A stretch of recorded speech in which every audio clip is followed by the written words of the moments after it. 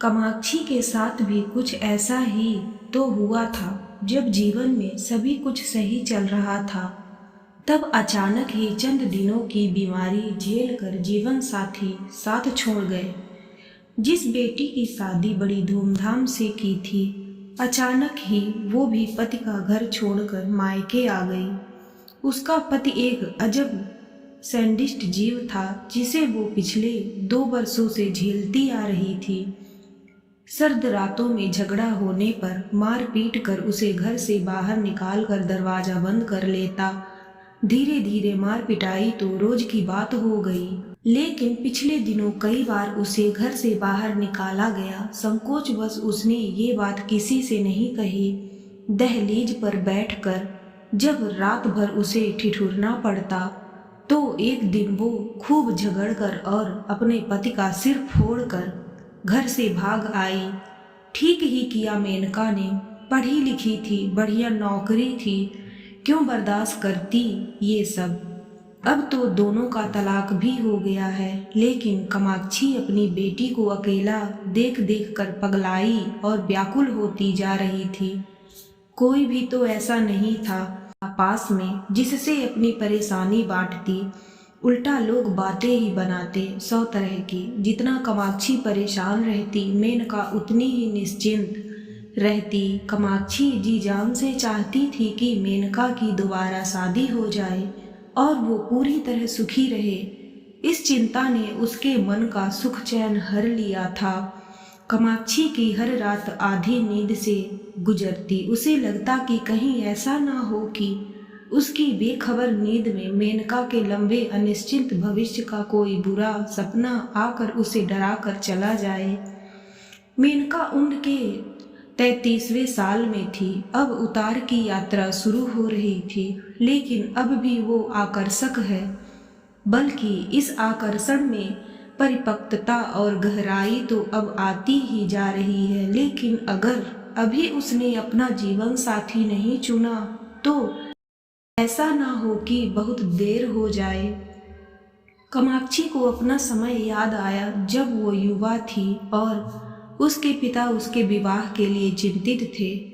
तब समय अलग था, जहां माता पिता ने अच्छा घर वर देखा, लड़कियां ने शादी करी और निभा ले गए। बड़े बुजुर्ग हमेशा से कहते आए थे, जोड़ियां तो ऊपर वाला बनाता है। लेकिन फिर मेघना की जोड़ी कैसे टूट गई।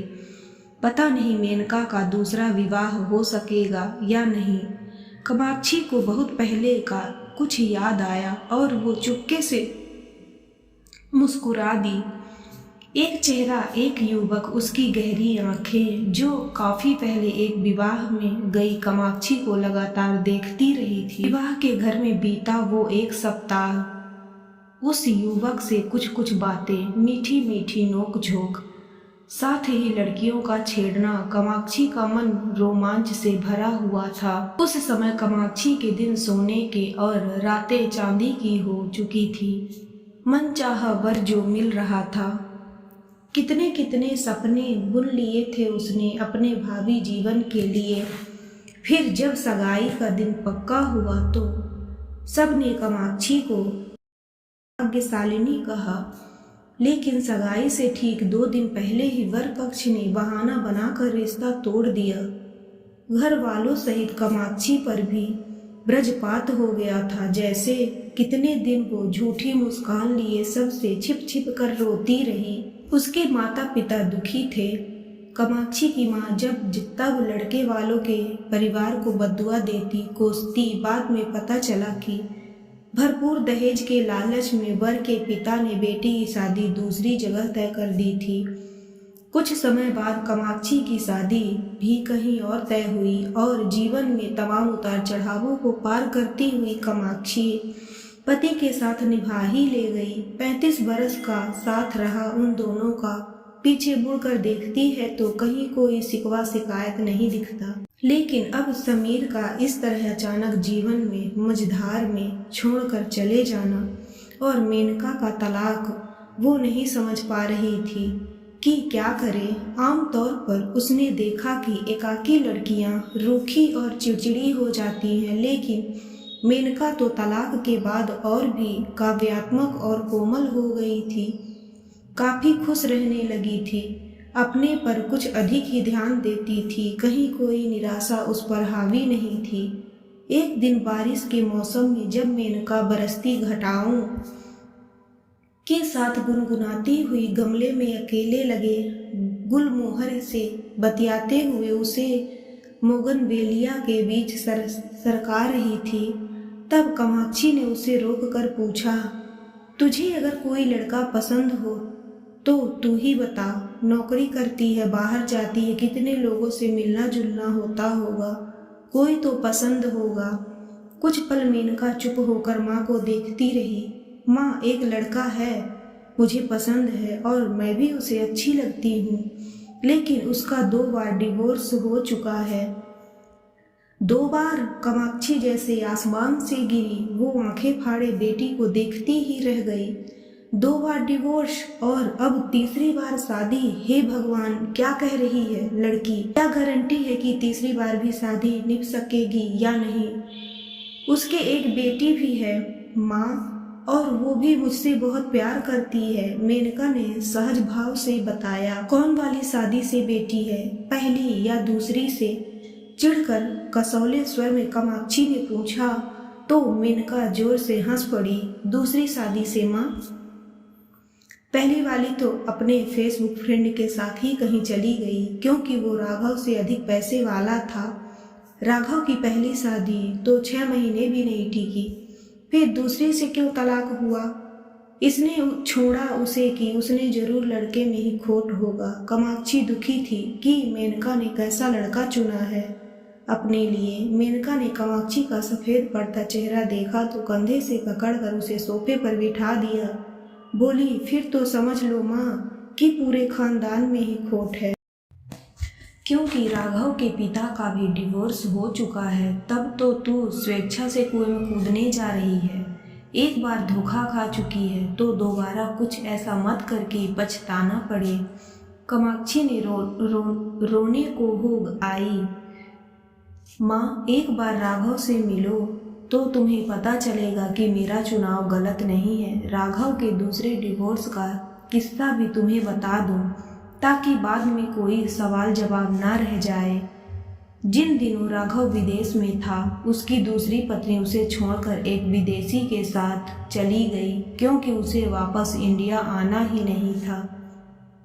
उसे बेटी का भी मोह नहीं था और राघव को बेटी से अथाह प्रेम था, सो वो बच्ची को अपने साथ इंडिया ले आया। वो मेरा दर्द समझता है, क्योंकि उसने भी धोखा खाया है। तो ये थी पूरी कहानी। अब कहो तो राघव के घर चले हम दोनों। मेनका ने हंसकर कहा तो कामाक्षी सुबकने लगी। कैसा समय आ गया है, ये सब कुछ कितना सहज सामान्य रूप से लेती है ये आज की युवा पीढ़ी। 2 दिन बाद कामाक्षी और मेनका राघव के घर चाय पर आमंत्रित थी, क्योंकि मेनका ने बताया था कि राघव के पिता व्हीलचेयर पर हैं। ड्राइंग रूम में बैठा राघव उन लोगों के साथ कुछ देर औपचारिक बातचीत करता रहा, फिर भीतर चला गया। देविका, उसकी 8 साल की बेटी, कमरे में ही थी, प्यारी और भोली। कामाक्षी का मन भर आया। कैसी निष्ठुर और स्वार्थी माँ रही होगी जो इतनी प्यारी बच्ची को छोड़ गई। थोड़ी ही देर में राघव व्हील चेयर पर बैठे पिता को बाहर लेता आया। कामाक्षी को उनका चेहरा काफी पहचाना लगा। 35-36 सालों में चेहरा अनुभव की झुर्रियों से भर ही जाता है। उनके सिर के घने सफेद बालों को देखते हुए कामाक्षी के दिल पर स्मृतियों की दस्तक दी। ये वही है, वही तो नहीं, हाँ ये वही है, शेखर। शायद तभी राघव के पिता पूछ बैठे, अगर मैं गलत नहीं हूँ तो आप कामाक्षी सिन्हा हैं? वो मुस्कुरा रहे थे और कामाक्षी को पुराने दिन याद आए जब वो 19 बरस की थी। वो असहज हो उठी थी। कुछ औपचारिक बातें चलती रही। उसके बाद राघव और मेनका बाहर लॉन में चले गए। कामाक्षी की आंखों में उतर आए सैकड़ों प्रश्न चिन्हों को पहचान कर शेखर कह उठे, तुम्हारा दोषी हूँ मैं कामाक्षी। कई पत्र भेजे थे मैंने, लेकिन किसी का भी जवाब नहीं मिला। कामाक्षी ने उन दिनों की याद की जब उसका मन बुरी तरह टूटा था। उसकी सहेली के पते पर 3-4 पत्र आए थे शेखर के, लेकिन उसने उन्हें बिना पढ़े ही फाड़ दिया था। तुम्हारी पत्नी, कामाक्षी ने स्फुट स्वर में कहा। हाँ, मेरी पत्नी, शेखर व्यंग से हंसे। भरपूर दहेज लेकर आने वाली मेरी पत्नी क्या मेरे मध्यवर्गीय परिवार में निभा पाती? पिताजी की हर मांग पूरी हुई, लेकिन मुझे घर जवाई बनना पड़ा। फिर भी ठीक ठाक निभ रही थी, लेकिन शादी के 2 बरस बाद एक कार एक्सीडेंट में मेरी दोनों टांगें जाती रहीं। तब तक राघव हो चुका था। रीनी ने कुछ दिनों तो मुझे बर्दाश्त किया, लेकिन फिर उसकी लगातार उपेक्षा मेरे लिए असहनीय होती गई। मैं अपने घर लौट आया। हमारा तलाक हो गया। रीनी को दूसरी शादी करनी थी और वे लोग राघव को अपनाने को तैयार नहीं। मेरे जीने का सहारा शेखर फीकी हंसी हंस दिए। धोखा तो राघव के साथ भी हुआ। बहुत दुख होता है उसके लिए, लेकिन मुझे विश्वास है कि मेनका उसे संभाल लेगी। मेरे राघव के लिए मुझे मेनका दे दो। कामाक्षी शेखर के होंठ कांप रहे थे। कामाक्षी गंभीर थी। उसने आगे बढ़कर शेखर की दाहिनी हथेली अपने दोनों हथेलियों में थाम कर कहा, मेनका आपकी अमानत है शेखर, हौसला रखिए। आपका संघर्ष मैं समझ सकती हूँ। उसका स्वर भीग गया। शेखर ने किसी तरह स्वर को संतुलित किया। तब तक राघव और मेनका लौट आए थे। कामाक्षी ने उन दोनों को पास बुलाकर उनके सिर पर अपना हाथ रख दिया और दिल से कामना करी कि ये जोड़ी हमेशा सुखी रहे, सलामत रहे। शेखर ने कहा तो कामाक्षी चौंक गई। मित्र, तमाम उम्र उसे कोई मित्र तो सच में नहीं मिला। पति के मित्र और उनकी पत्नियां ही उसकी मित्र रहीं।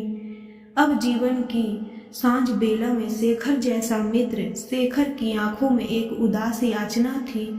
मुझे लगता है जैसे मेरे और तुम्हारे बीच कोई अनकहा, अपरिभाषित और अनिर्धारित संबंध जरूर है। क्या इस संबंध को दोस्ती का नाम दे दूं? मैं कितना खुशनसीब हूँ कामाक्षी कि मुझे मेनका जैसी बहू के साथ साथ तुम जैसी मित्र भी मिल गई। इस बार कामाक्षी ने अपने मन की आवाज सुनी। ये पवित्र और निष्कपट रिश्ता उसके जीवन का शून्य भर देगा। उसने सोचा, लोग क्या कहेंगे? अब वो ना किसी को जवाब देगी, ना कोई कहानी गढ़ेगी। एक सुख उसके मन के भीतर उतरने लगा। राघव और मेनका की कहानी के साथ उसकी और शेखर की कहानी भी चलेगी, एक नए रिश्ते के साथ।